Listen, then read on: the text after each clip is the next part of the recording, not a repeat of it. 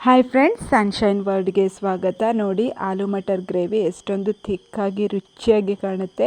ಇದನ್ನು ಸಿಂಪಲ್ಲಾಗಿ ಹೇಗೆ ಕಡಿಮೆ ಇಂಗ್ರೀಡಿಯೆಂಟ್ಸ್ನ ಬಳಸ್ಕೊಂಡು, ಅಂದರೆ ನಾವು ಇದಕ್ಕೆ ಗೋಡಂಬಿ ಪೇಸ್ಟ್ ಆಗಲಿ ಅಥವಾ ಕೋಕೋನಟ್ ಆಗಲಿ ಏನನ್ನು ಯೂಸ್ ಮಾಡ್ತಾ ಇಲ್ಲ. ಇವಾಗ ನಾನಿಲ್ಲಿ 150 ಗ್ರಾಮ್ಸ್ ಆಗುವಷ್ಟು ಗ್ರೀನ್ ಪೀಸನ್ನು ಓವರ್ನೈಟ್ ಸೋಕ್ ಮಾಡಿ ಇಟ್ಕೊಂಡಿದ್ದೆ. ಇದನ್ನು ಚೆನ್ನಾಗಿ ವಾಶ್ ಮಾಡಿ ಒಂದು ಪಾತ್ರೆಯಲ್ಲಿ ನಾನು ಕುಕ್ಕರ್ ಬಳಸ್ತೇನೆ ಬೇಯಿಸ್ಕೊಳ್ತಾ ಇದ್ದೀನಿ. ಉಪ್ಪನ್ನೆಲ್ಲ ಏನೂ ಹಾಕ್ಕೊಳ್ತಾ ಇಲ್ಲ, ಹಾಗೆ ನಾನು ಬೇಯಿಸ್ಕೊಳ್ತಾ ಇದ್ದೀನಿ. ಇವಾಗ ನಾನು ಇನ್ನೊಂದು ಪಾತ್ರೆಯಲ್ಲಿ ಸ್ವಲ್ಪ ಕುಕ್ಕಿಂಗ್ ಆಯಿಲ್ ಅಂದರೆ ಕೋಕೋನಟ್ ಆಯಿಲ್ನ ಯೂಸ್ ಮಾಡ್ಕೊಂಡಿದ್ದೀನಿ. ಇಲ್ಲಿ ನಾನು ಒಂದು ಈರುಳ್ಳಿನ ಚಿಕ್ಕದಾಗಿ ಕಟ್ ಮಾಡಿಕೊಂಡು ಫ್ರೈ ಮಾಡ್ಕೊಳ್ತಾ ಇದ್ದೀನಿ. ಇದಕ್ಕೆ ನಾನು ಸ್ವಲ್ಪ ಅರಿಶಿಣದ ಪೌಡರ್ ಹಾಗೂ ಸ್ವಲ್ಪ ಕಲ್ಲುಪ್ಪನ್ನು ಸೇರಿಸ್ಕೊಂಡಿದ್ದೀನಿ. ಇದರಿಂದ ಮಸಾಲೆಗೆ ಕಲರ್ ಕೂಡ ಚೆನ್ನಾಗಿರುತ್ತೆ. ಮತ್ತು ಕಲ್ಲುಪ್ಪನ್ನು ಸೇರಿಸ್ಕೊಳ್ಳೋದ್ರಿಂದ, ಇವಾಗಲೇ ಹಾಕ್ಕೊಳ್ಳೋದ್ರಿಂದ ಆನಿಯನ್ ಕೂಡ ಚೆನ್ನಾಗಿ ಬೇಗ ಫ್ರೈ ಆಗುತ್ತೆ ಅಂತ ನಾನು ಇವಾಗಲೇ ಕಲ್ಲುಪ್ಪನ್ನು ಸೇರಿಸ್ಕೊಳ್ತಾ ಇದ್ದೀನಿ. ಇವಾಗ ನಾನು ಪೊಟೇಟೋನ ಅಂದರೆ ಆಲೂಗಡ್ಡೆನ ದೊಡ್ಡದಾಗಿ ಕಟ್ ಮಾಡಿಕೊಂಡು ಈರುಳ್ಳಿ ಜೊತೆ ಹಾಕ್ಕೊಂಡು ಬೇಯಿಸ್ಕೊಳ್ತಾ ಇದ್ದೀನಿ. ನೀರನ್ನು ಆ್ಯಡ್ ಮಾಡ್ಕೊಳ್ತಾ ಇಲ್ಲ, ಹಾಗೆಯೇ ಬೇಯಿಸ್ಕೊಳ್ತಾ ಇದ್ದೀನಿ. ಇದರಲ್ಲಿ ಸ್ವಲ್ಪ ಆಯಿಲ್ ಹಾಗೂ ಈರುಳ್ಳಿಯಲ್ಲಿ ಇದ್ದಂಥ ನೀರಿನ ಅಂಶ ಎಲ್ಲ ಬಿಟ್ಕೊಂಡಿದೆ. ಇದರಲ್ಲೇ ನಾನು ಚಿಕ್ಕ ಉರಿಯಲ್ಲಿ ಫ್ರೈ ಮಾಡ್ಕೊಳ್ತಾ ಇದ್ದೀನಿ. ಮಧ್ಯ ತಿರುಗಿಸ್ತಾ ಇದ್ದೀನಿ. ಒಂದು 10ರಿಂದ 15 ನಿಮಿಷದೊಳಗೆ ಬೆಂದೋಗಿತ್ತು, ಯಾಕಂದರೆ ಪೊಟೆಟೊ ಬೇಗನೆ ಬೆಂದೋಗುತ್ತೆ.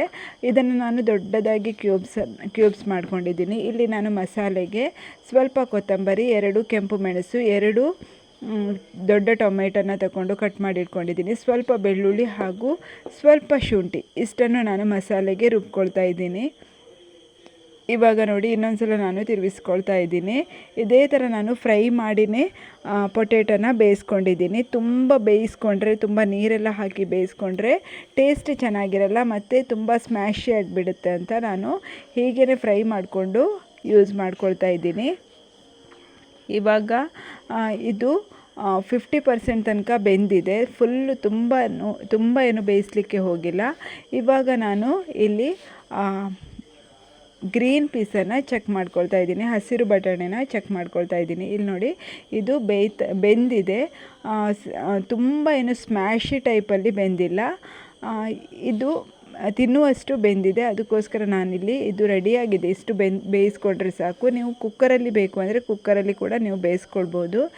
ಇಲ್ಲಿ ನಾನು ಇವಾಗ ಕೊತ್ತಂಬರಿ ಹಾಗೂ ಟೊಮೆಟೊ ಹಾಗೂ ಶುಂಠಿ ಬೆಳ್ಳುಳ್ಳಿ ಹಾಕಿ ಮಸಾಲೆ ರೆಡಿ ಮಾಡಿದ್ನಲ್ವ, ಇದನ್ನು ಸೇರಿಸ್ಕೊಂಡು ಫ್ರೈ ಮಾಡ್ಕೊಳ್ತಾ ಇದ್ದೀನಿ. ಇವಾಗ ಇದನ್ನು ಚೆನ್ನಾಗಿ ಮಿಕ್ಸ್ ಮಾಡಿಕೊಂಡು ಒಂದು 5 ನಿಮಿಷ ಮಸಾಲೆ ಜೊತೆ ಬೇಯಿಸ್ಕೊಳ್ತಾ ಇದ್ದೀನಿ. ಒಂದು ಲಿಡ್ನ ಮುಚ್ಕೊಂಡು ಬೇಯಿಸ್ಕೊಳ್ತಾ ಇದ್ದೀನಿ. ಇದರಿಂದ ಆಯಿಲೆಲ್ಲ ಸಪ್ರೇಟಾಗಿ ಟೇಸ್ಟ್ ಇನ್ನೂ ತುಂಬ ಚೆನ್ನಾಗಿರುತ್ತೆ ಅಂತ. ಇವಾಗ ನಾನಿಲ್ಲಿ ಗ್ರೀನ್ ಪೀಸ್ ಬೆಂದಿದೆ ಅಲ್ವಾ, ಇದನ್ನು ನಾನು ಅದೇ ಮಿಕ್ಸಿ ಜಾರ್ಗೆ ಹಾಕ್ಕೊಳ್ತಾ ಇದ್ದೀನಿ.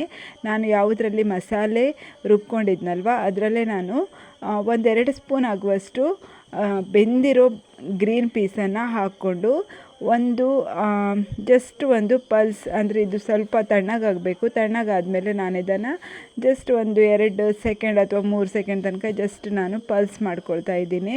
ಇದರಿಂದ ಏನಾಗುತ್ತೆ ಅಂದರೆ ಗ್ರೇವಿಗೆ ಥಿಕ್ನೆಸ್ ಕೂಡ ತುಂಬ ಚೆನ್ನಾಗಿರುತ್ತೆ.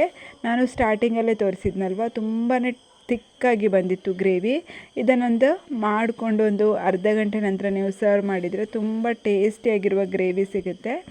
ಅದಕ್ಕೋಸ್ಕರ ನಾನು ಇದನ್ನು ಬಟಾಣಿನ ಸ್ವಲ್ಪ ಪಲ್ಸ್ ಮಾಡ್ಕೊಳ್ತಾ ಇದ್ದೀನಿ. ಅಷ್ಟು ಬಟಾಣಿನ ಪಲ್ಸ್ ಮಾಡ್ಕೊಳ್ತಾ ಇಲ್ಲ, 1-2 ಸ್ಪೂನ್ ಆಗುವಷ್ಟು, ಅಂದರೆ ಬೇಯಿಸಿದ್ರಲ್ಲಿ ಅರ್ಧಕ್ಕಿಂತ ಕಡಿಮೆನ ತಗೊಂಡು ನಾನು ಸ್ವಲ್ಪ ಮಿಕ್ಸಿ ಜಾರ್ಗೆ ಹಾಕಿ ಪಲ್ಸ್ ಮಾಡ್ಕೊಂಡಿದ್ದೀನಿ ಅಷ್ಟೇ.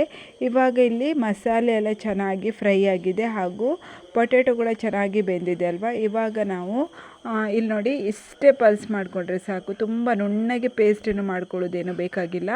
ಇವಾಗ ನಾನು ಬೆಂದಿರೋ ಬಟಾಣಿನ ಹಾಕ್ಕೊಂಡು ಚೆನ್ನಾಗಿ ಮಿಕ್ಸ್ ಮಾಡ್ಕೊಳ್ತಾ ಇದ್ದೀನಿ. ಇಲ್ಲಿ ನೋಡಿ, ನೀರನ್ನೆಲ್ಲ ಹಾಕ್ಕೊಂಡಿರೋದ್ರಿಂದ ಇದು ತುಂಬಾ ತೆಳ್ಳಗಾಗಿದೆ. ಇದು ತಿನ್ನೋದಕ್ಕೂ ಕೂಡ ಅಷ್ಟೊಂದು ಟೇಸ್ಟಿ ಅಂತ ಅನಿಸಲ್ಲ. ಇವಾಗ ನಾನು ರುಬ್ಬಿಟ್ಕೊಂಡಂಥ ಗ್ರೀನ್ ಪೀಸ್ ಪೇಸ್ಟ್ನ ನಾನು ಇದಕ್ಕೆ ಸೇರಿಸ್ಕೊಂಡಿದ್ದೀನಿ. ಇವಾಗ ನೋಡಿ, ಎಷ್ಟೊಂದು ಥಿಕ್ಕಾಗಿದೆ ಮಸಾಲೆ ಎಲ್ಲ, ತಿನ್ನೋದಕ್ಕೂ ಕೂಡ ತುಂಬಾ ಟೇಸ್ಟಿಯಾಗಿರುತ್ತೆ. ನೀವು ಇವಾಗಲೇ ಉಪ್ಪನ್ನೆಲ್ಲ ಚೆಕ್ ಮಾಡ್ಕೊಳ್ಬೇಕಾಗುತ್ತೆ.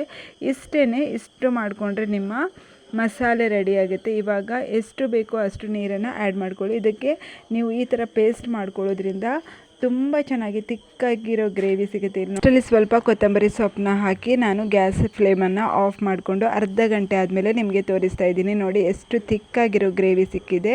ಇದನ್ನು ನೀವು ಅನ್ನದ ಜೊತೆ ಅಥವಾ ಚಪಾತಿ ಜೊತೆ ಕೂಡ ಸರ್ವ್ ಮಾಡ್ಬೋದು. ತುಂಬಾ ಟೇಸ್ಟಿಯಾಗಿರುತ್ತೆ. ಒಂದ್ಸಲ ನೀವು ಟ್ರೈ ಮಾಡಿ ಫ್ರೆಂಡ್ಸ್. ವಿಡಿಯೋ ಇಷ್ಟ ಆದರೆ ಪ್ಲೀಸ್ ವಿಡಿಯೋಗೊಂದು ಲೈಕ್ ಕೊಡಿ. Thank you.